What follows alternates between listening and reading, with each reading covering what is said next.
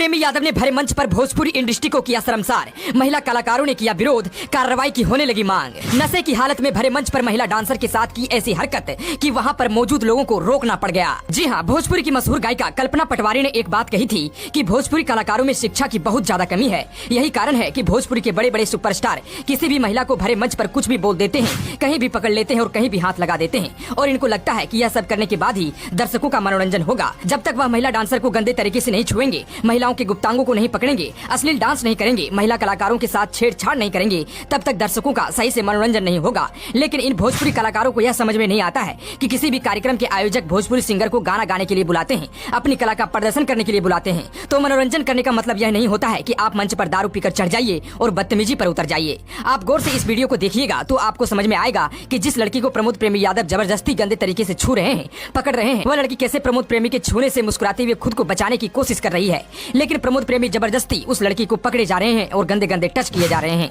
आप सोचिए कि भोजपुरी इंडस्ट्री के बदतमीज कलाकारों की ये हरकतें जब बाहर के लोग देखते होंगे, दूसरे इंडस्ट्री के लोग देखते होंगे, तो उनके नजर में भोजपुरी इंडस्ट्री के कलाकारों की क्या ही इमेज बनती होगी। लोगों के मन में भोजपुरी इंडस्ट्री को लेकर क्या धारणा बनती होगी। इंटरनेट और स्मार्टफोन के जमाने में भले ही भोजपुरी स्टार्स के गानों को यूट्यूब पर लाखों करोड़ों व्यूज मिले हों, लेकिन ये गाने हेडफोन लगाकर ही सुनने लायक होते हैं और इन स्टार्स की फिल्में अकेले ही देखने लायक होती है। आप जरूर ही अपनी फैमिली के साथ भोजपुरी गाने सुनने या फिर फिल्में देखने से बचने की कोशिश करते होंगे, क्योंकि आपको ऐसे ऐसे डायलॉग और गाने सुनने को मिलेंगे कि आपको हैरानी होगी। भोजपुरी फिल्में या गानों का जब जिक्र छिड़ता है तो लोगों के दिमाग में सबसे पहले यही आता है कि भोजपुरी फिल्मों या गानों में कितनी अश्लीलता और फुहरता होती है। साथ ही डबल मीनिंग्स और डायलॉग्स और गीत ऐसे हैं कि लोग अपनी फैमिली के साथ भोजपुरी फिल्में और गाने को तो देख ही नहीं सकते। यही भोजपुरी सिनेमा की हकीकत है और इसका स्वरूप आज के दौर में भी और भी ज्यादा बिगड़ता ही जा रहा है। कुल मिलाकर भोजपुरी सिनेमा और गानों को सस्ता पोर्न समझा जाने लगा है, जिसमें हीरोइन को दिखाकर लाखों करोड़ों दर्शकों की इच्छाएं शांत की जाती है।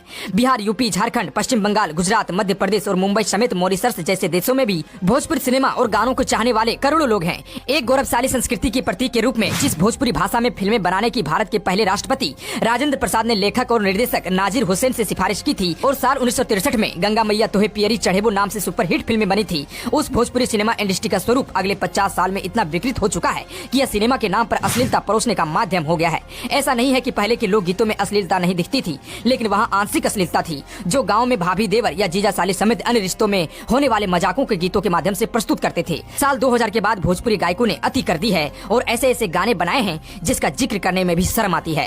खैर, आप इस बारे में क्या सोचते हैं, कमेंट बॉक्स में जरूर बताएं। साथ ही द न्यूज हलचल को फॉलो जरूर कर लें।